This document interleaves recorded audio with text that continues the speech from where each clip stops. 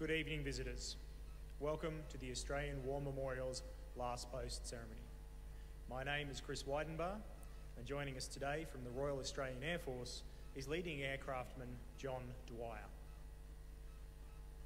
We are honoured to acknowledge Wing Commander Sharon Bown, member of the Australian War Memorials Council, and to welcome veterans who have served, those that are still serving, and the families that support them.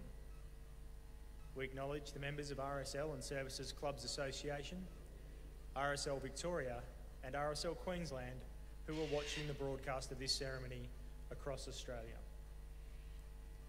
During the ceremony, wreaths will be laid at the base of the pool of reflection by visitors and by students on behalf of the following schools. From New South Wales, Hornby North Public School and Lumen Christi Catholic College, Pambula. I ask you all to please stand and join in singing the national anthem.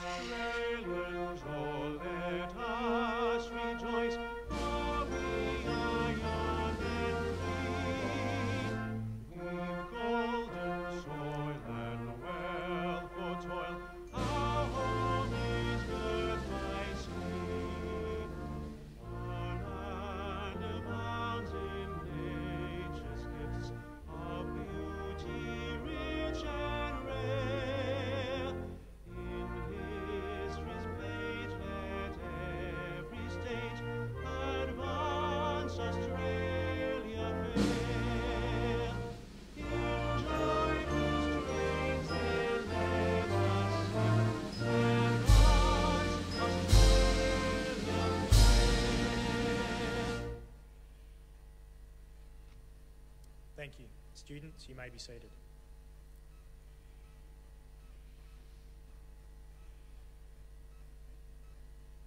The Australian War Memorial was the vision of Charles Bean, Australia's First World War official historian. Bean landed with the Australian troops on Gallipoli and stayed with them at the front through to the end of the war. The idea of this national memorial and museum came to him at Pozières, France, in the depths of the bloody fighting of 1916. Bean's idea was that this would be a place where friends and families could mourn loved ones buried in faraway places.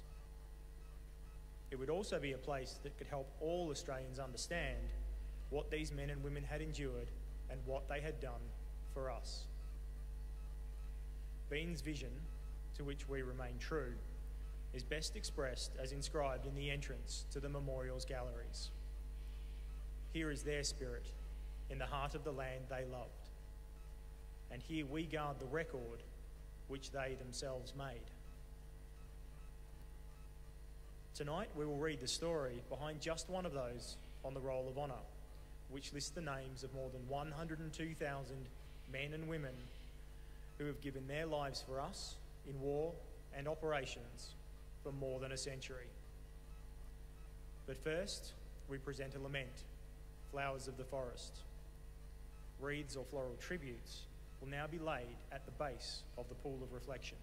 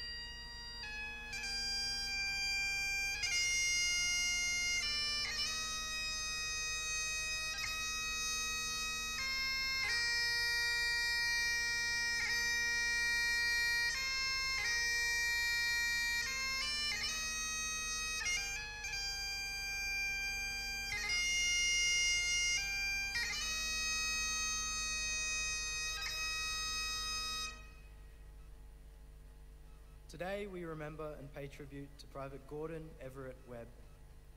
Gordon Webb, known as Don, was born in 1897 in Grenfell, New South Wales, to William and Annie Webb.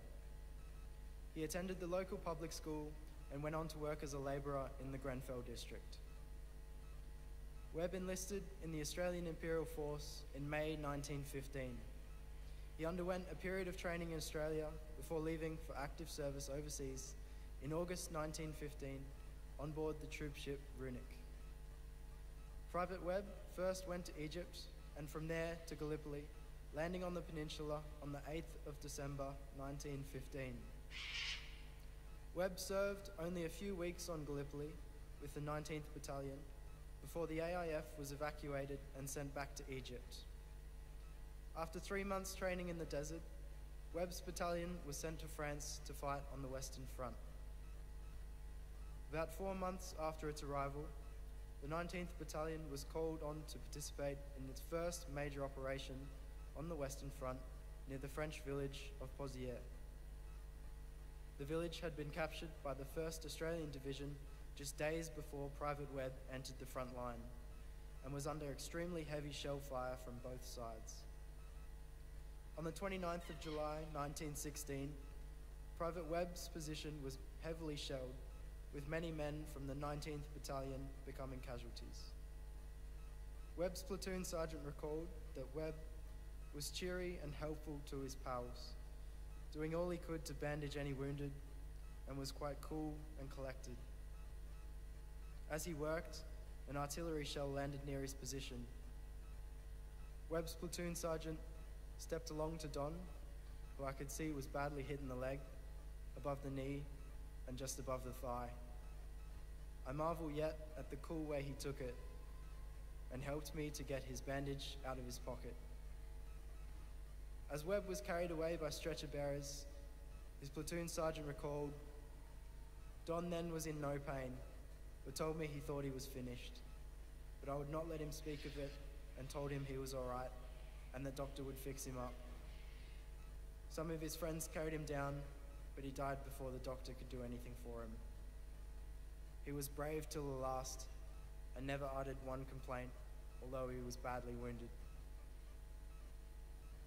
Private Don Webb was buried in the Sunken Road Cemetery at Contalmaison, where he lies today under the epitaph, "A soldier he lived and a soldier he died. He was just 18 years old."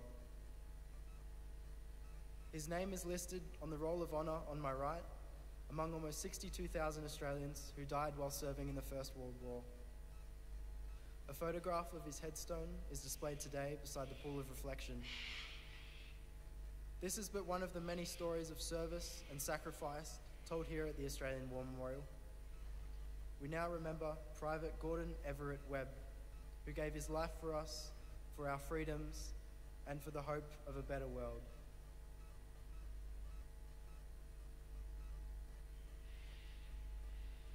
Please stand for the reading of the Ode and the sounding of the last post.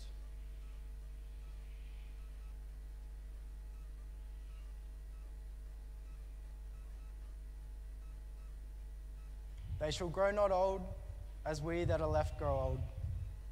Age shall not weary them, nor the years condemn. At the going down of the sun, and in the morning, we will remember them. We will remember them.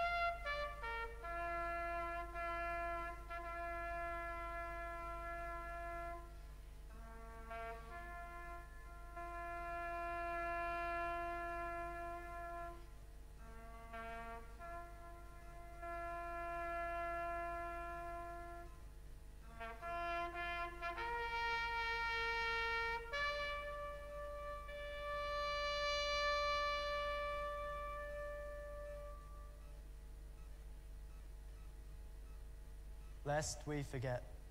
Lest we forget.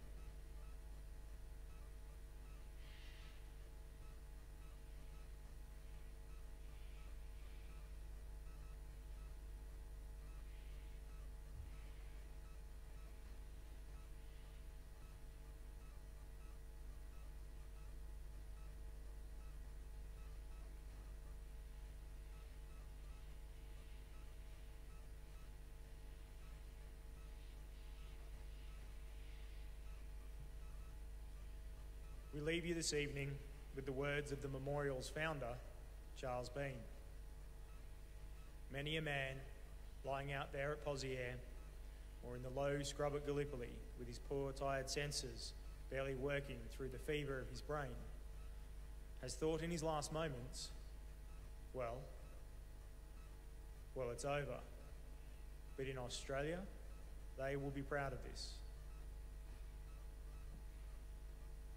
Ladies and gentlemen, girls and boys, that concludes the last post ceremony. We thank you for visiting the Australian War Memorial and wish you all a very good evening.